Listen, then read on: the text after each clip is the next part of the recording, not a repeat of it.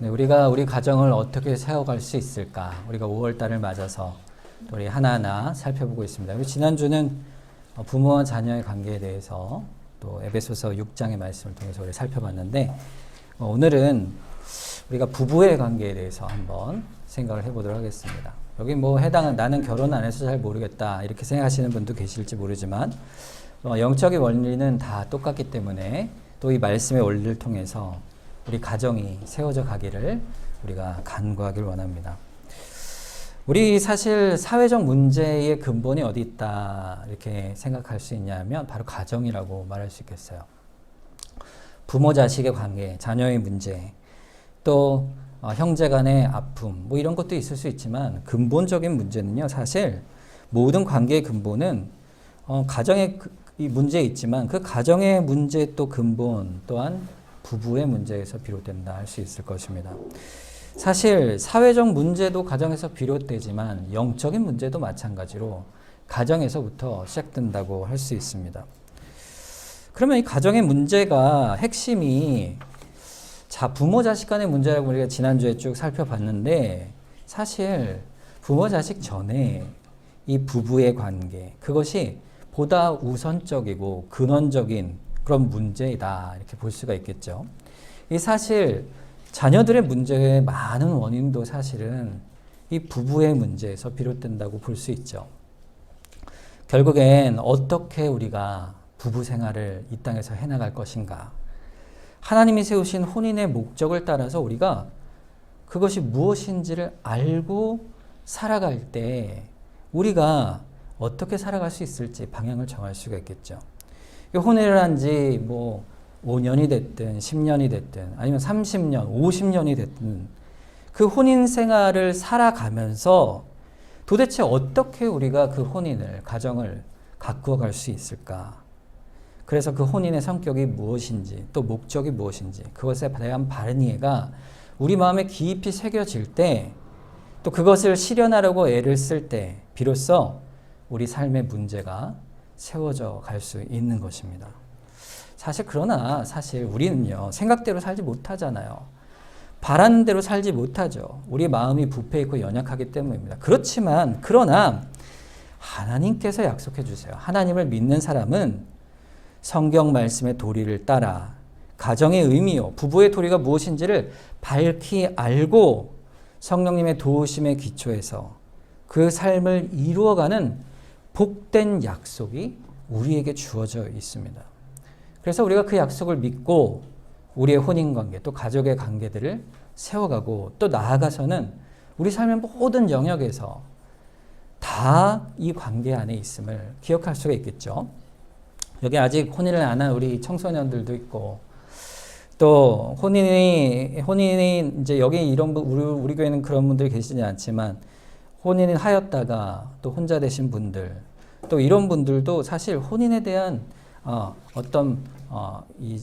앞으로의 계획이 있을 수 있죠. 그럴 때 이 혼인에 대한 앞으로의 미래에 대한 기대를 기도하면서 소망하며 가야 됩니다.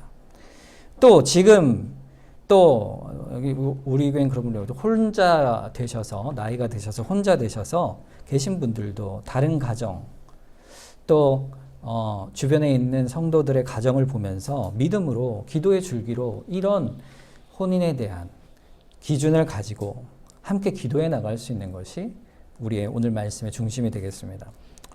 여러분 어떻게 살아오셨어요? 여기 이제 혼인하신 분들이 꽤 많이 계신데 여러분들에게 있어서 온 혼인은 도대체 무엇이고 어떤 관계였습니까? 여러분의 혹시 집에 가정에 문제가 있으면 그것 때문에 마음에 애쓰고 힘들어할 때 지금까지 여러분이 이해하고 있는 혼인 생활이 어떠했는가를 돌아볼 필요가 있는 것이죠. 오늘 본문 말씀은요, 혼인의 정의를 이렇게 내립니다. 너무 중요한 정의예요. 이것이 우리가 오늘 살펴볼 핵심입니다. 32절 말씀. 이 비밀이 크도다. 나는 그리스도와 교회에 대하여 말하노라 그랬어요.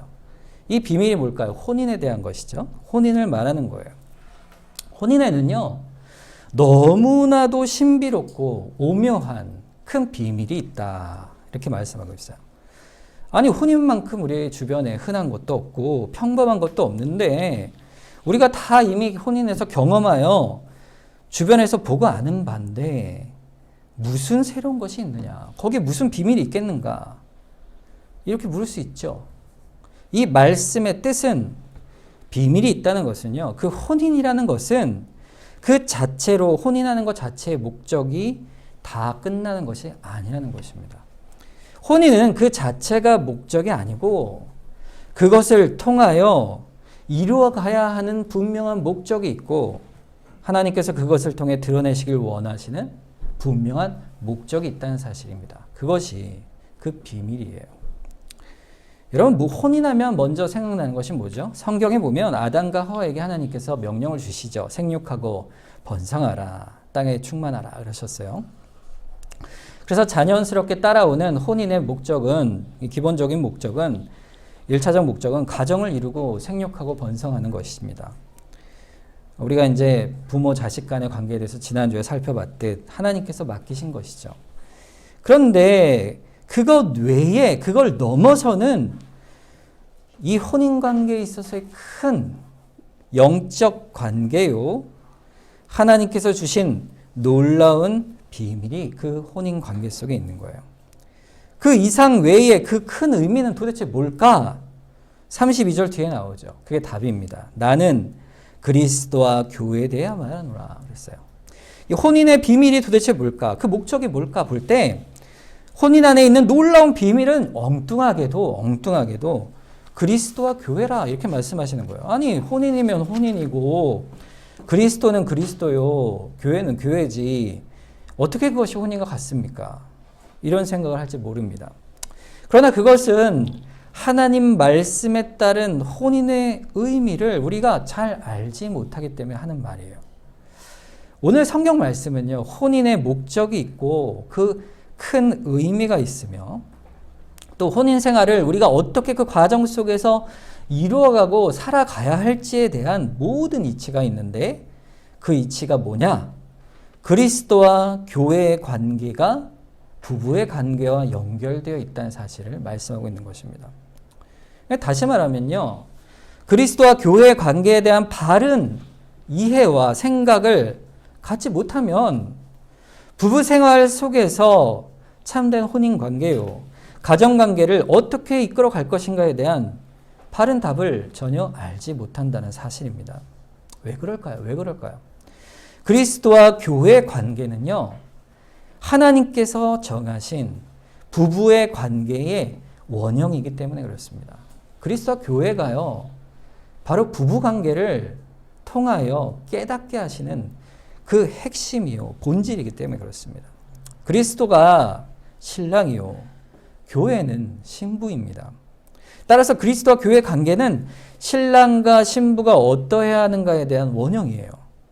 실제로 사람이 그리스도 안에서 결혼한 부부의 관계의 모습은 그것에 대한 그리스도와 교회에 대한 그림자요, 반영이 되는 것입니다. 우리가 부부로서 어떻게 살아야 될 것인가의 문제는 결국 무엇을 바라봐야 될까요? 그리스도를 바라봐야죠. 그리고 그와 교회의 관계를 바라볼 때, 살펴볼 때 부부간의 사랑의 방식이요, 그 행동과 말과 생각이요, 함께 살아가는 목적과 소망이, 그 모든 것들이 그리스도와 교회의 관계에서만 발견해 갈 수가 있는 것입니다. 아니 그러면 그리스도 안에서 믿음 안에 있지 않은 사람들 중에서도요, 너무 인고 부부가 있잖아요. 평생에 다툼도 없고 정말 서로 아끼고 사랑하는 그런 사람들이 많이 있지 않습니까? 이렇게 물을 수 있죠. 평생을 해로하며 정다운 부부의 모습을 믿지 않는 자들 가운데서도 볼 수 있습니다. 부부가 서로 사랑하는 것은요, 여러분, 참 좋은 일이에요. 선한 일이죠. 귀한 일이에요. 예수 믿지 않는 모든 혼인 가정을 주님께서요, 다 일반적으로 인정하세요. 그래서 예수 안에 혼인하지 않은 것도 혼인으로 하나님께서는 다 보십니다. 그 가운데에서 하나님께서 사랑에 대한 모든 필요를 다 도모해 주세요. 하나님의 은혜에서 나타난 결과예요. 그것도 사실은. 그래서 우리가 이런 부분들을 다 보고 있는 것이죠. 그러나 그리스도 안에 있는 혼인은 그 이상의 하나님이 원하시는 궁극적인 의미를 이루어가는 목적을 분명하게 보여주시고 있어요. 그걸 갖고 있는 거예요. 그것이야말로 우리 삶의 중요한 혼인의 목적이 되는 것입니다. 참된 혼인의 그 비밀이 되는 것이죠. 부부가 서로 사랑하고 아끼는 것은 그것으로 충분하지 않고 그 관계 안에서 그 모든 것을 통해 이루어 나가야 할 목적과 방향이 분명히 있다는 것입니다.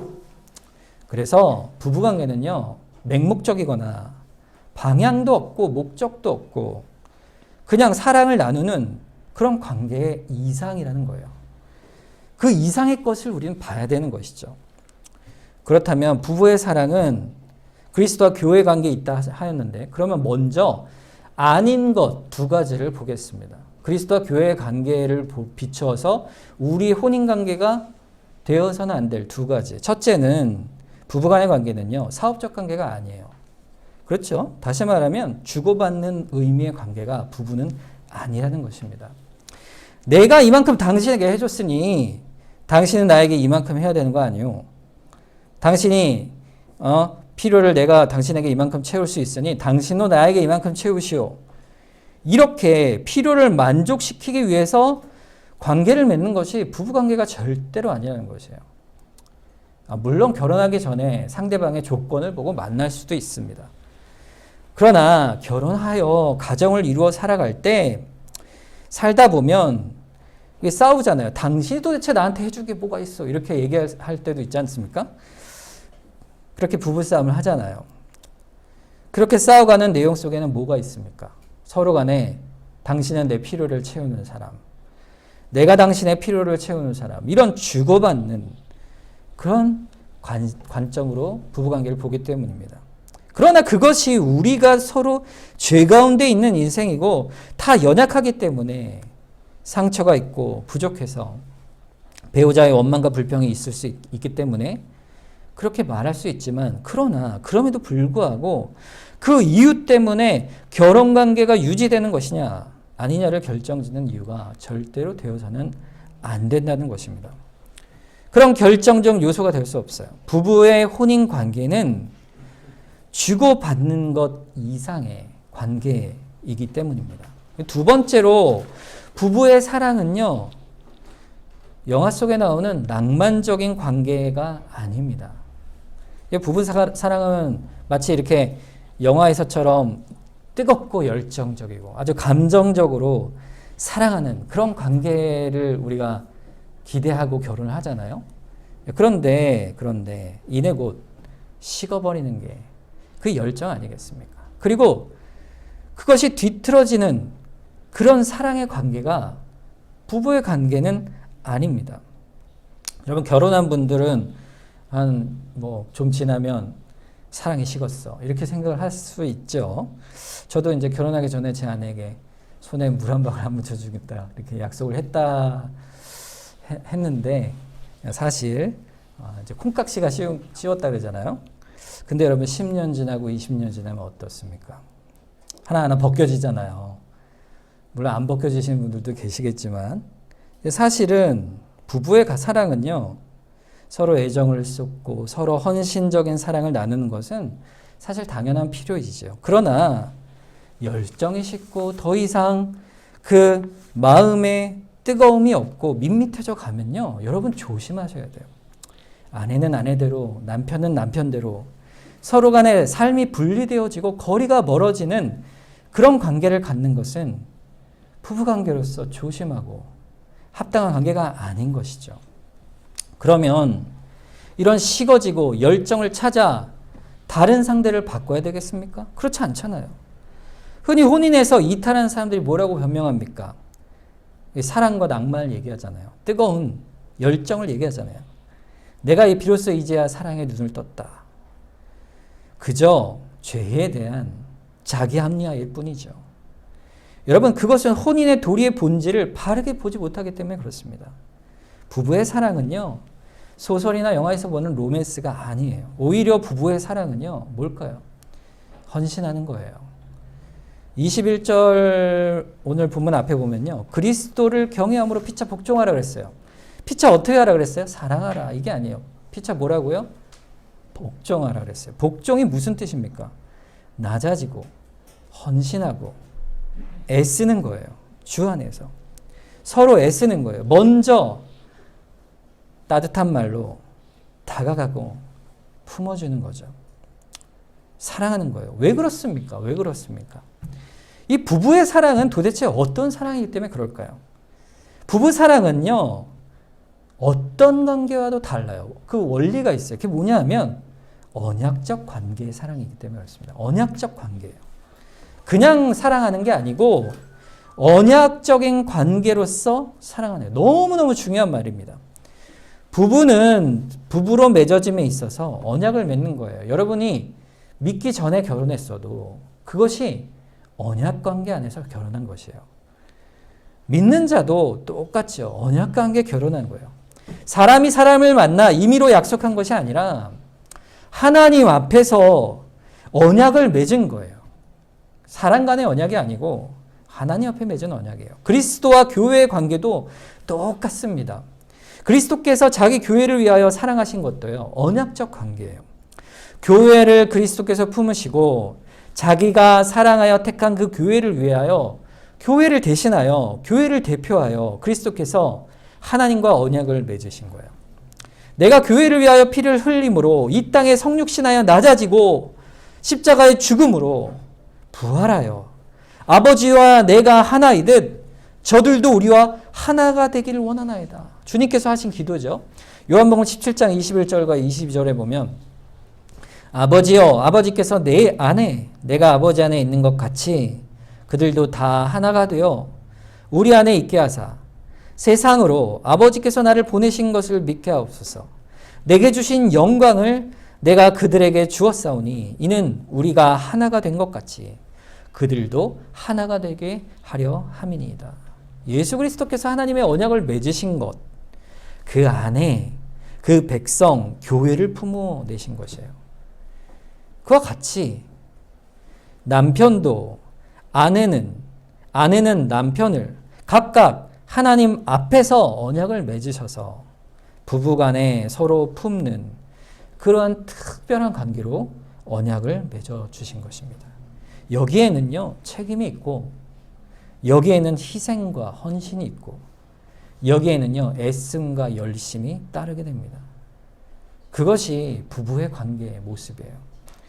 그러면 어떻게 언약을 이루어갈까요? 어떻게 언약을 이루어갈까요? 남편과 아내는 각각 어떤 일을 해야 하는 것일까? 오늘 본문에 그것을 말씀하고 있어요. 먼저 아내에게 말씀하시죠. 22절에 아내들이여 자기 남편에게 복종하기를 주께 하듯 하라. 예, 여러분 이게 결혼하기 전에 이게 그 교회에서 예전에 있던 교회에서 부부 될 사람들끼리 이렇게 만나서 목사님이 이제 교육을 시킵니다. 근데 목사님이 그런 얘기를 하시더라고요.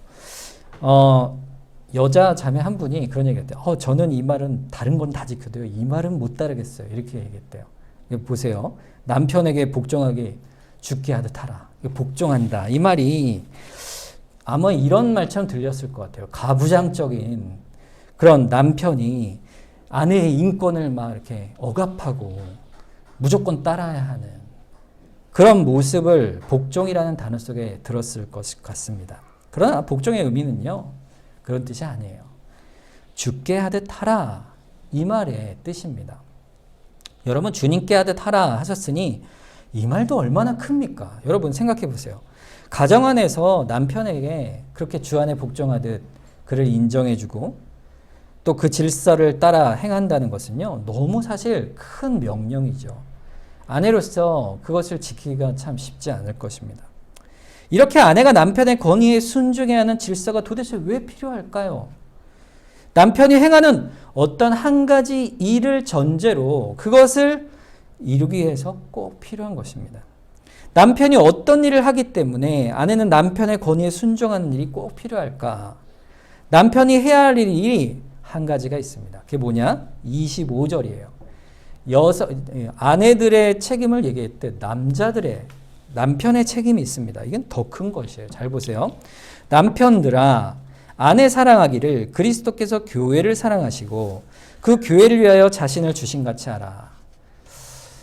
여러분 25절은 아내들이 크게 얘기하고 22절은 남편이 크게 읽고 이리 와 이렇게 하라잖아 이렇게 얘기할 수 있겠죠. 근데 여러분 보세요. 남편들이 행할 일은요. 아내를 몹시 사랑하는 것이므로 아내는 남편의 권위에 순종할 수가 있는 것입니다. 그 전제죠. 아내를 사랑할 때 그 사랑이 그리스도께서 교회를 사랑하시는 사랑할 것이 있으니 그러니 아내는 남편의 권위에 순종할 수가 있는 것이에요. 여러분 도대체 우리 남편은 왜 그런가? 아니 내 아내는 도대체 우리 아내는 왜 이런가? 그런 생각하지 마세요. 여러분 그런 거 생각하지 마세요. 남편이 해야 할 도리가 그와 같은 것이요. 아내가 해야 할 도리가 그러한 것이다. 결국 남편은 아내를 맞이하면서 평생 더불어 살아가면서 우리 주 예수 그리스도의 사랑을 아는 자로서 있어야 하기 때문에 그렇습니다. 그리스도께서 교회를 사랑한 것 같이 사랑하라 하셨으므로 내가 아내를 어떻게 사랑해야 할 것인가 무엇을 해야 될 것인가를 생각할 때 그리스도께서 교회를 어떻게 사랑하셨는가를 알지 못하면 내가 어떻게 하는지 알 길이 없는 것이에요. 그리스도께서 교회를 사랑하신 내용이 무엇인지를 그러므로 남편들은 잘 알아야 합니다.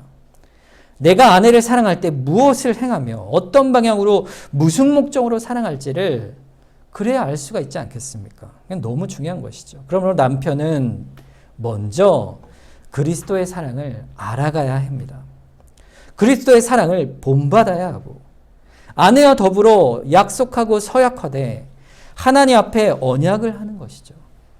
그럼 아내는요. 아내는 남편을 맞이해서 언약을 맺어 우리 주 예수 그리스도의 사랑을 역시 똑같이 아는 자로서 마찬가지로 그 사랑에 감격하면서 주께서 베푸실 사랑이 얼마나 큰지를 아는 자로서 남편이 베풀어주는 그 사랑에 반응하고 또 남편에게 서약하면서 하나님 앞에 언약을 맺어가는 것입니다. 그래서 그리스도 안에서 피차 복종할 수가 있게 되는 것입니다.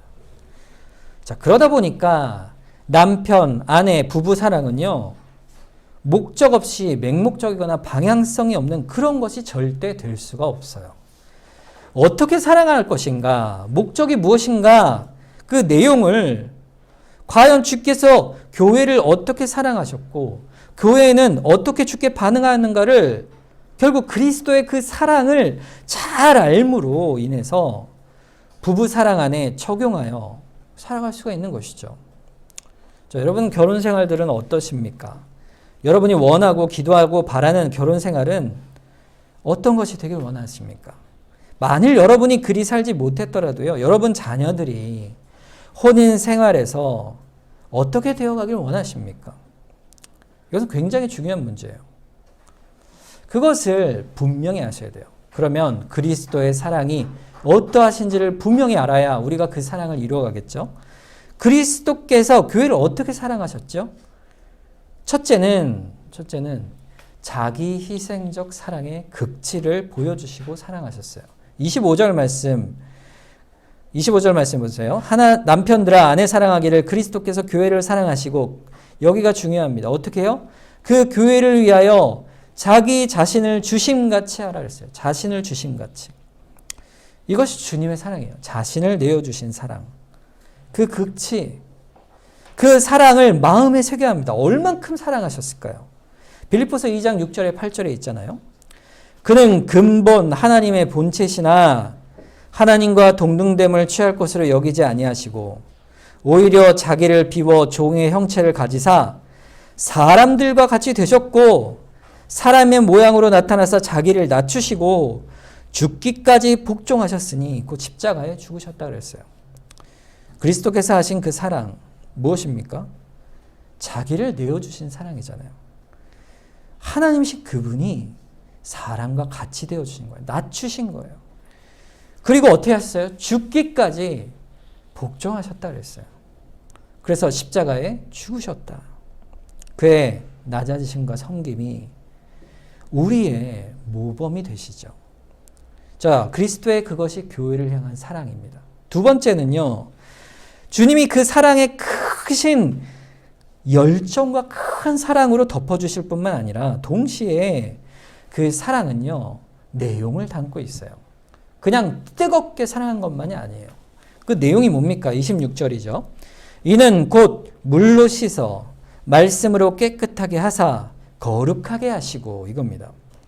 사랑이요, 목적이 있어요. 그게 뭐예요? 내용이 있어요. 우리를 거룩한 자로 만들어 가시는 사랑이에요. 부패한 성품이요, 죄로 인해 쩌들어 있는 연약한 우리 인생을, 그 비참함을 주님께서 다 아시고 성령을 보내셔서 우리를 새롭게 하셔서 말씀으로 우리를 변화시켜 결국 우리가 새로운 사람으로 변화되어 가도록 우리를 이끌어 가십니다. 주님의 사랑이 그러한 사랑이에요. 우리 속에 주께서 은혜를 부어 주셔서 오늘도 이렇게 주의 말씀을 들을 때에 말씀을 듣고 변화되어 성령의 은혜로 주의 사랑 안에 거룩하여져 가는, 빚어져 가는 주의 사랑을 우리에게 부어 주시는 거예요. 마지막 세 번째로는요, 목적과 방향과 열매가 있는 사랑이에요. 그 안에 내용이 있는데 그 내용이 결국 어디로 가기 위해서 목적을 두고 그 부부의 관계 마찬가지죠. 그리스도께서 우리에게 주신 사랑은요, 목적 있는 사랑이에요. 27절. 자기 앞에 영광스러운 교회로 세우사 티나 주름 잡힌 것이나 이런 것들이 없이 거룩하고 흠이 없게 하심이라 그랬어요. 훗날 그리스도 앞에 우리가 섰을 때 뭐가 된다고요? 영광스러운 교회가 될 것을 바라보고 계십니다. 여러분, 영광스러운 교회가 어떤 모습일까요? 그 뒤에 나오죠. 거룩하고 흠이 없는 것이에요. 티와 주름 잡힌 것이 없는 그런 것이에요. 그것이 주님께서 우리를 만들어 가시고자 하는 영원한 목표예요. 주님의 사랑의 목표예요.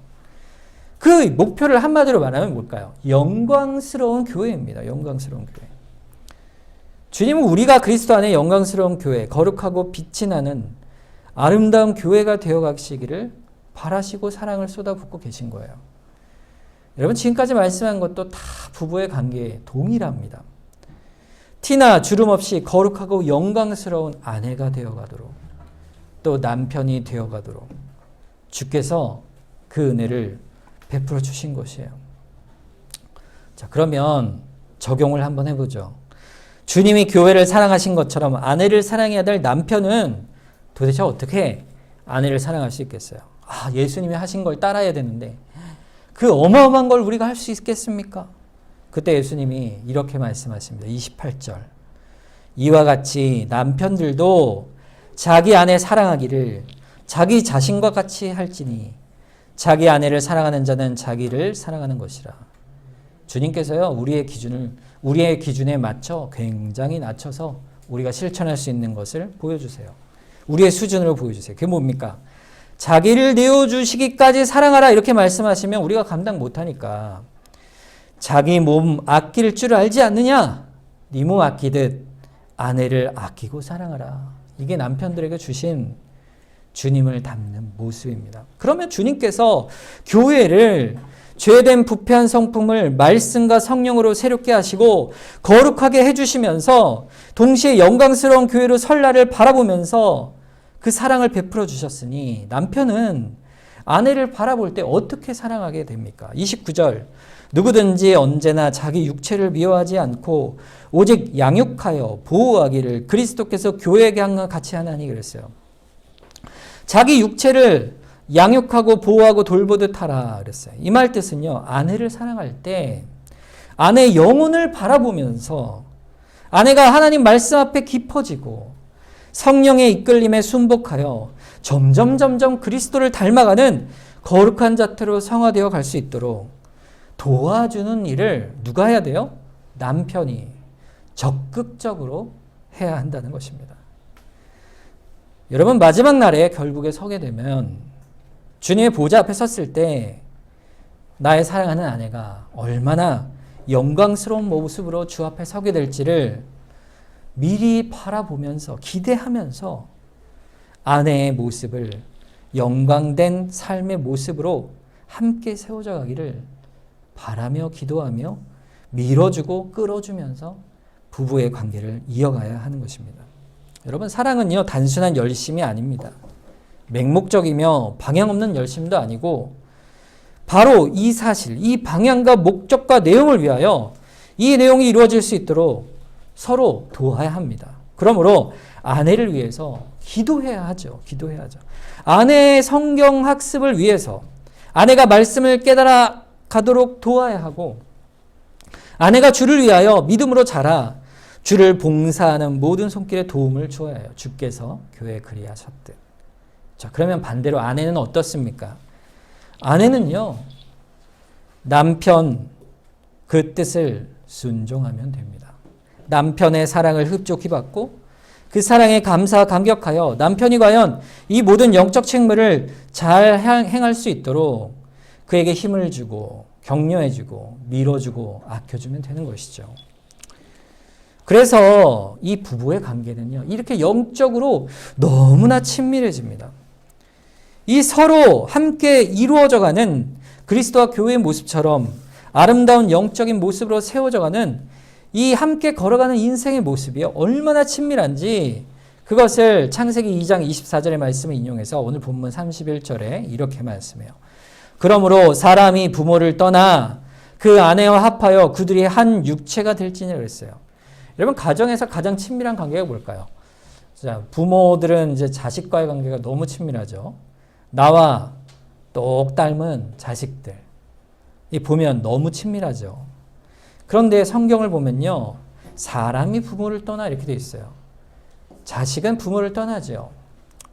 그러나 부부는요, 한 육체와 같습니다. 한 몸이에요. 둘이. 근원적이에요. 더 우선적이에요. 사실은. 부부의 관계가 그렇습니다. 부부의 사랑을 통해 그리스도께서 교회를 사랑하신 그 사랑을 깨달아 알고 그것을 고백하며 감사드리며 평생 더불어 살아가는 인생길을 걸어가는 것이 부부간의 관계에 주신 하나님의 도리입니다. 그저 서로 사랑하고 아끼고 그냥 기쁜 마음대로 열심히 살아가면 그것이 혼인이 아닙니다. 혼인은 목적이 있고 그리스도께서 세우신 뜻이 있는 평생의 우리의 사명입니다. 따라서 이 사랑은요, 여러분 들어보셨듯이 이루기가 쉽지가 않아요. 이 사랑은 하나님 안에서 주의 말씀의 권위 안에서 성령의 도우심이 있을 때에야만 비로소 이룰 수가 있는 것입니다. 그러니까 여러분 기도하셔야 돼요. 여러분 특별히 이 가운데 믿지 않는 배우자와 함께 사시는 분들은 이 말씀을 들으시면서 심령에 참 어려움을 느끼실 줄로 압니다. 그러나 우리가 어떻게 해야 할까요? 그러면 배우자가 믿지 않을 때는요, 결국 이 소망의 혼인의 도리를 마음에 여러분 깊이 더 두셔야 돼요. 그리고 하나님 앞에서 몸부림치며 기도하셔야 합니다. 내 사랑하는 남편이 주님의 사랑을 믿고 알아 닮아 가게 하옵소서. 아침에 여러분 눈을 뜨시면요, 첫 번째로 할 기도가 이 기도여야 돼요. 여러분 식기도 하실 때요, 주님께 감사하면서 기도하실 때 이 기도를 함께 드릴 수 있어야 합니다. 여러분 생각의 의식 속에서 믿지 않는 배우자에 대한 기도가 여러분 간절히 있으셔야 돼요. 그러므로 그 가운데에서 한편에서는 여러분이 아시는 이 부부의 도리를 애써 다하셔야 합니다. 고단하겠죠. 왜냐하면 받는 것이 없이 신앙의 도리의 관계 속에서 내가 바라는 혼인 관계는 그리스도와 교회의 관계처럼 되길 원하는데 그렇게 되지 않을 때 그 마음의 고통과 아픔이 있을 수 있습니다. 막힌 벽처럼 느껴질 때가 있잖아요. 항상 그렇죠. 여러분, 그럼에도 불구하고 우리에게 가정을 주시고 우리의 형편을 다 아시는 긍휼과 사랑의 하나님이 그 앞에 우리가 다 내어놓고 간절히 주의 도우심을 구해야만 합니다. 주께서 응답하셔서 그때가 올 것입니다. 올 것을 우리가 기대하는 것이죠. 결혼 후 10년이건 30년이건 아니면 50년이건 아니면 육체의 마지막 숨을 다하는 그 순간에라도 우리 사랑하는 배우자가 믿음으로 돌아오는 그 마지막 순간을 볼 수 있다면 족한 줄로 알고 주 안에서 견뎌내고 기도해 가는 것이에요. 이 부부의 원리를 우리가 마음에 새겨가는 것입니다. 우리의 상황이 어떠하든 우리의 앞으로의 모습이 어떠하든 그러한 것이죠.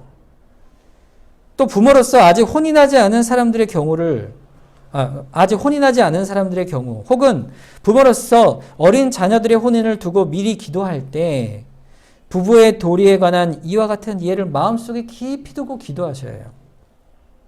무엇을 위해 혼인을 준비하며 어떻게 배우자를 구할 것인가를 판단할 때 이 말씀이 여러분의 기도 중심 속에 있어야 하는 것입니다. 또 나이가 든 부모로서 성장하고 분가한 자식들을 위해 기도할 때도 마찬가지예요. 부부간에 하나가 되길 원하고 또 귀한 자녀들에게 믿음의 도리가 온전히 이어져서 가정이 모두 다 편안해지기를 바라며 기도하실 때 나이 든 부모가 자녀들의 가정을 바라보며 기도하는 내용도 바로 오늘 본문의 이 기도의 제목이 되어야 됩니다.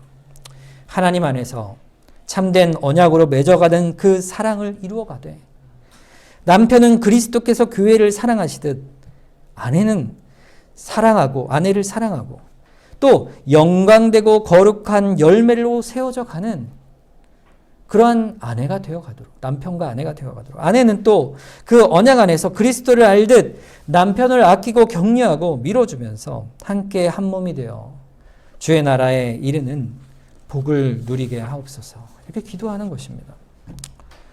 여러분 우리가 살아가는 인생의 가장 기초가 무엇입니까? 가정이죠. 그 가정 안에서도 가장 토대가 되는 것은 무엇일까요? 부부관계입니다. 여러분 부부의 사랑의 관계 그것이 우리가 어떠한지를 지금까지 쭉 말씀드렸는데 그 관계 속에서 항상 기억할 것은 뭐예요? 한 가지입니다. 오직 주님을 먼저 생각하는 거예요. 우리 주님이 우리에게 베푸신 사랑 그 사랑이 무엇입니까? 우리의 구원을 위하여 우리의 영원한 생명을 위하여 우리의 거룩함을 위하여 그 영광스러운 나를 위하여 주님께서 자신의 몸을 찢으시고 죽으셔서 우리의 모든 죄를 짊어지셨고 그러므로 우리는 그리스도의 신부인 교회로 세워져 갑니다. 그래서 우리가 감사드리잖아요. 그분께서 우리와 함께 하심을 믿는 거예요. 여러분 내 가정이 그리 될 수 있을까? 내가 그 부부의 관계를 이루어갈 수 있을까? 마음속에 염려와 걱정이 있을 것입니다. 그러나 여러분 그리스도께서는요 우리를 결코 놓지 않으세요.